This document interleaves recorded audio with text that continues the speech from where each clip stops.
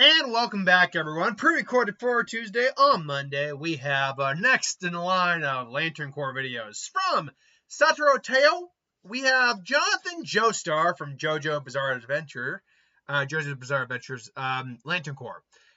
Not big on JoJo myself, not because I hate or anything. I just never got into it. Honestly, the art style really not up my alley either. But I know at least a little bit about the characters and the story and all that, and I know Jonathan enough to at least feel like I can do a comprehensive Lantern Corps for him. Now, being the main protagonist of that part of the story, he's one of those characters that a Green Lantern kind of makes a lot of sense. I mean, in his saying, well, overcoming great fear, being related, even if it's just by adoption, to Dio. So, yeah, Green would kind of be a clear-cut winner, wouldn't it? But I do think there are at least two other Lantern Corps we can look at. Now, right out the gate, let's get a couple of these out of the way that I don't think either he wouldn't qualify for, or it's just not likely that he can qualify for it. Fear, for example, I don't think is very likely. I mean, yeah, Dio is somewhat afraid of him, but it's more that he just hates him. Just absolutely hates him. So I don't really think that works in terms of a Lantern Corps. And yeah, maybe other supernatural entities could be afraid of him, but fear doesn't work. Nor is it rage. Like, yeah, he wants to protect people from Dio, and he wants revenge on Dio, sure. Really not the same level of rage that you would need to qualify as a Rage Lantern. Does he have anger in him? Yes, but it's usually his honor as a gentleman usually overrides that, and usually does the right thing. Now, an argument could have been made for love. I did not include love in the three. Obviously, Green is one of them, and to be fair, Green is probably the most likely one. Let's get that out of the way. It probably would be Green. Love, though, I mean, he did love his fiancée enough to sacrifice his life to save her and their unborn child. I mean, you could make a strong argument for love that everything he did or everything he does is out of love for the ones he protects. So there is a strong argument for it. I would not deny anyone who says no or who says yes. Then there's no real option for Indigo. Again, either a lot of compassion or more likely no compassion. And yeah, he's a very compassionate man, but I don't see that being his Lantern Corps. Nor is he a greedy man. He's not an avarice lantern. On the opposite side here, though, he's also not a Lantern of Sorrow. There's just not... Despite all the bad stuff Dio did, he never seemed to be in a spot where sorrow could have actually worked. And unfortunately, though, he's never been perpetually happy his entire life. Gold Lanterns are really weird and very far between. It's really hard to have a Gold Lantern.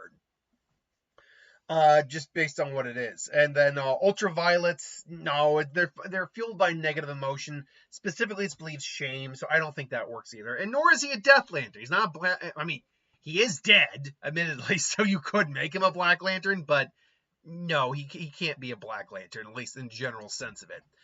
But one that I think is the second most likely is Blue, surprisingly. This is a guy who actually never really lost hope. Never lost faith, and people put their hope and faith in him. So I think that's actually a textbook Blue Lantern ring. Honestly, I really do. But, and here's your dark horse one, as you can tell, it's the only one I haven't brought up yet. White Lanterns of light. Now, to be a White Lantern, you need to. It's from an emotional spectrum. It is about a balance, but in terms of qualifying for it, it's kind of like how.